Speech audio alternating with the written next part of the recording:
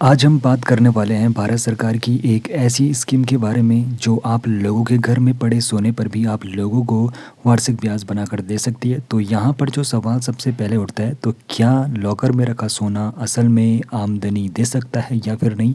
तो यही सवाल और इसका जवाब हम यहाँ पर जानने की कोशिश करेंगे। तो सोने से जो कमाई का वादा यहाँ पर किया जाता है, तो देखो आप लोगों के घरों में भी सोना होगा, क्योंकि अधिकतर भारतीयों के घरों में सोना होता है गहनों के रूप में। अब वार्षिक ब्याज किस प्रकार आप लोग अर्जित कर सकते हो उसके बारे में समझेंगे। तो उस स्कीम को आसान शब्दों में यहाँ पर समझाने की कोशिश मैं आप लोगों को करूँगा। तो स्कीम का नाम है गोल्ड मोनेटाइजेशन स्कीम, जीएमएस। तो एक ऐसी प्रणाली है जिसमें आप लोगों का जो भौतिक सोना होता है, जिसमें गहने, सिक्के, बार यानी कि बिस्किट को बैंक में जमा करके वार्षिक ब्याज कमाया जा सकता है।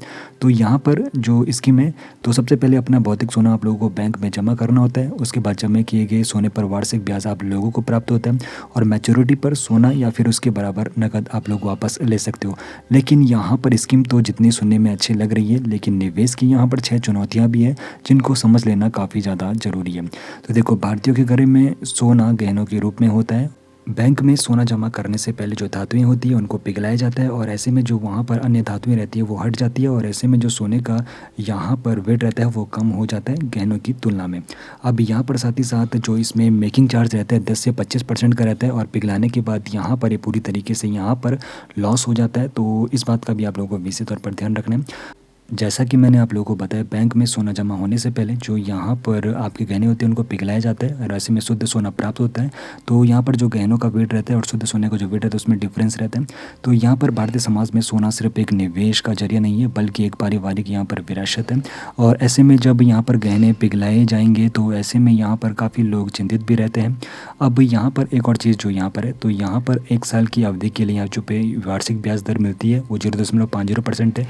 1 से 2 साल के लिए 0.55% है, और 2 से 3 साल के लिए 0.60% है, यानी कि वार्षिक ब्याज भी यहाँ पर काफ़ी कम देखने को मिल रहा है। अब यहाँ पर साथ ही साथ जो इनके सेंटर होते हैं वो भी इंडिया में काफ़ी कम है, और यहाँ पर इसका जो लॉक इन पीरियड है, अगर लॉक इन पीरियड से पहले अगर आप लोग यहाँ पर अपना सोना वापस लेते हो तो फिर भारी पेनल्टीज़ भी आप लोगों को वहाँ पर देनी पड़ सकती है। तो क्या ये आप लोगों के लिए सही रहने वाला है? क्या ये निवेश, ये स्कीम आप लोगों के लिए सही रहने वाली है?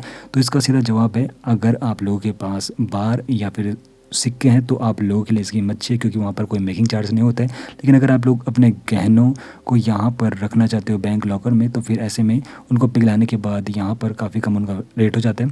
तो यहाँ पर सवाल बनता है, तो सोने का असली मूल्य क्या है, एक निवेश या फिर विरासत? आपकी इस बारे में क्या रही है? कमेंट सेक्शन में ज़रूर बताइए।